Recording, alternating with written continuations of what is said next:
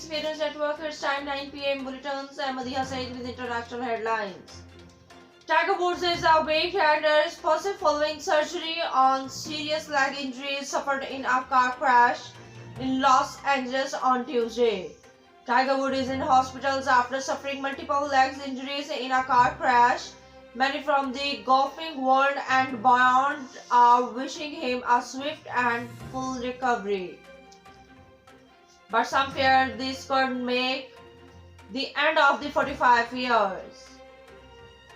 All the glittering careers, the British socialistics Ghislaine Maxwell has offered to give up her UK and French citizenships in exchange of bail.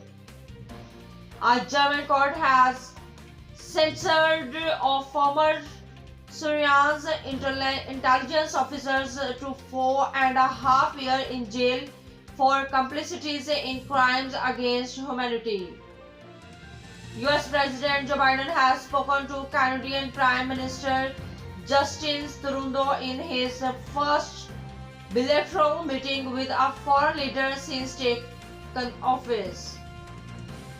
Amnesty International has stripped the Russian opposition politician Alexei Navalny of his prisoners of conscience status after it says it was bombarded with complaints highlighting xenophobic comments that he has made in past and not renounced.